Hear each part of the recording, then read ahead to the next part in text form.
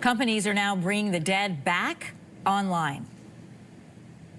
Just to be clear for everyone seeing this, I am a version of Chris Pelkey recreated through AI that uses my picture and my voice profile.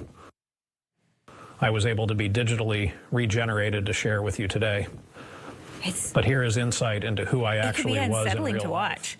What you're looking at is known as a deadbot. It's an avatar of a deceased person that uses their voice and their physical likeness to create a lasting memorial that can sometimes be interacted with. And they are getting more convincing every year.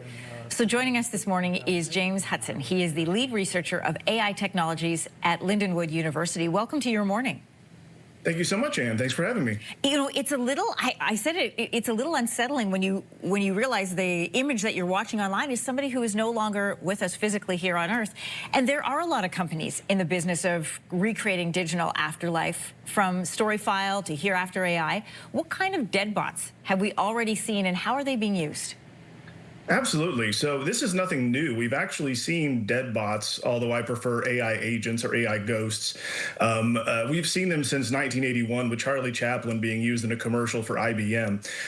Since then, we've seen numerous celebrities, Bruce Lee in 2013, for instance, in a Johnny Walker commercial receiving backlash. We also saw Tupac brought back in 2012 at Coachella.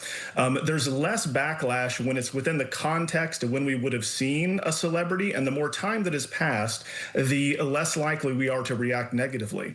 But now we're seeing more and more movement in the commercial sector, right? So now we're actually seeing them in, as you mentioned, Storyfile, and even the more bespoke ones like Eternus, which costs up to $15,000 to set up your original one. But they're becoming more and more common every day. Yeah, it feels like, if anyone watches the show Black Mirror, it feels like an episode of that. You say the next frontier of digital afterlife is to find a way to monetize it. You mentioned some of these companies charge, 15 grand. How could this change the way and the role that deadbots play? Absolutely. There are many marketing strategies that the companies are already using at this time. Everything from building it into retirement planning and estate planning when you have a loved one in a nursing home, for instance, so that you can talk to them in perpetuity. Others are going to target you in times of vulnerability, such as birthdays or anniversaries of deceased loved ones, and on holidays, right, to show you that they can, in fact, bring back and give you some grief, but at the same time, really pulling on your heartstrings and vulnerable periods. And so we have to be mindful of knowing that these are out there, knowing that you're being targeted, and what specifically you need to think about in protecting your estate rights and, of course, those of your family. So there's the ethical debate, but let's talk legal. AI agents or deadbots in both Canada and the U.S. operate right now in this sort of legal gray area. In this country, the Personal Information Protection and Electronic Documents Act bars organizations from disclosing an individual's personal information without their knowledge or their consent for 20 years after their death. There's also this patchwork of provincial laws that have varying approaches to something like an AI agent or a deadbot. How does this affect their regulation?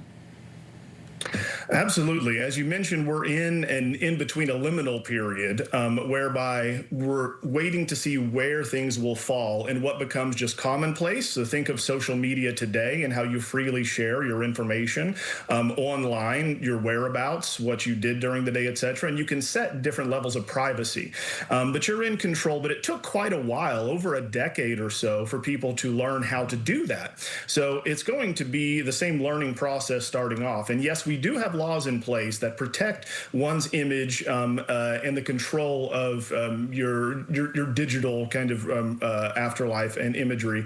However, these companies are not just going after those that they haven't already received permission for. They will create these bots and then present them to a grieving loved one, who then grants permission because they control the estate.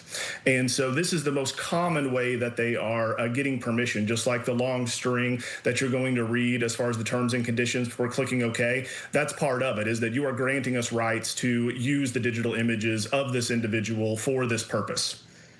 What do you want people and individuals to consider as deadbots become more lifelike and more convincing? And, as we touched on in the beginning, as companies start to monetize and find a market for them?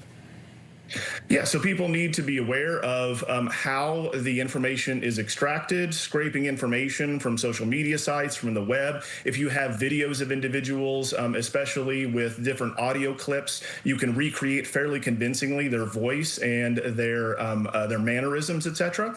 And so just being aware that it is possible. We've already seen people that have been fooled into ransom demands, as in the case of one daughter whose mother thought that she was speaking to her, and that she was kidnapped, when the case was they were just using an AI voiceover in this way.